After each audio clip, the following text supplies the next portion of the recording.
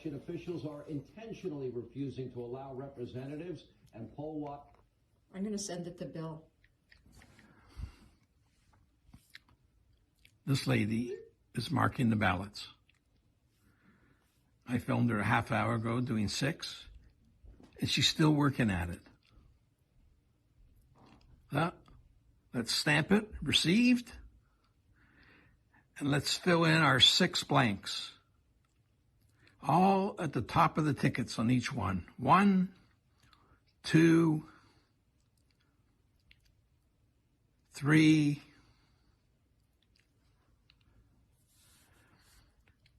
4, 5, 6. And there's a security guard right there who's watching her. The cops are in on it. Disgusting.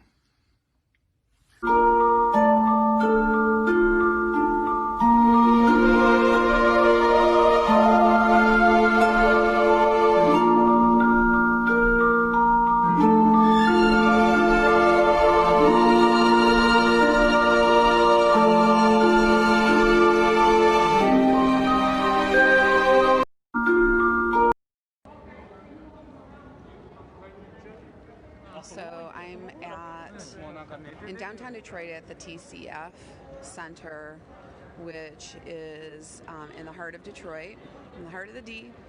And I had a couple of people reach out to me and say, could you do another Facebook Live and explain where you're at and why you're here? You can see behind me, that giant room behind me is where they are contesting ballots. So something that's very interesting that happened here in Detroit is, I just talked to a guy that's been here all night. They were ready to shut down the precinct. They had counted all the ballots. Everything was good.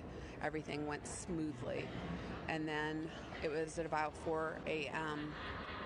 that 3 vehicles arrived. A van, a Chrysler 300, and a Ferrari with 130,000 plus ballots. He said he was astonished as they started counting the ballots. He was astonished that every single ballot, like literally 100% of that 130,000 ballots were all Biden ballots that hadn't been delivered to the precinct before the cutoff time for this precinct. So obviously there's, that's just a big irregularity, something that points to large-scale voter fraud, and it literally is being contested by the President of the United States in a lawsuit right now for the state of Michigan. We literally have people that watched it happen. I talked to people that are here. They're like, what? 130,000 ballots that haven't been verified. You guys know they're not letting Republicans in to challenge votes? Nope. You should put that on the news. Talk to them inside. I'm done. Fake news. They're not letting anyone Well, the conventional wisdom was that President Trump was supposed to get beat in a landslide, that they were supposed to, the U.S. Senate was supposed to go to Democrats, and we were going to lose a bunch of seats. And as you pointed out, we kept the Senate. We're picking up seats because we ran a number of great candidates. In fact, a number of good conservative women candidates in a lot of districts. So we're picking up seats in the House. And frankly, the president's ahead in North Carolina, Georgia, Pennsylvania, and making up ground in Arizona. So, and he can still win this thing. So it is a good night, I think, overall, when you look at that picture based on what the conventional wisdom was prior to the election. As far as the infighting goes with the Democrats, frankly, I hope they keep it up, because the more they're infighting, the less they're going to be going after your rights, your liberties, and your freedoms. That's not a bad thing for America if they fight a little bit more and don't come after your gun rights and your First Amendment free speech rights and all the other things they've been attacking. Well, here is the analysis from Axios. It says a safe, sane way to navigate the vote count.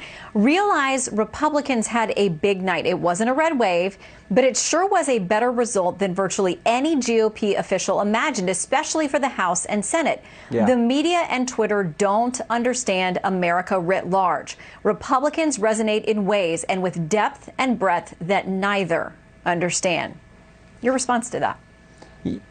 Yeah, I think in the end, remember what this election was largely about. The left doesn't like the country. I mean, conservatives, we think America is this great nation, the greatest nation ever. Not perfect, but the greatest nation ever. The left doesn't like America. They don't like the values, the institutions, the principles that I think make us the special place that we are. That was on display. I think that was a key issue in this election. And you saw a lot of voters say, I'm going to go for the Republican candidate because they value the things that I value. They value the principles that make this country special, make us the greatest nation in history. I think that was a key element. Okay, I want to play something from the former vice president now talking about moving forward from this point where we are tonight.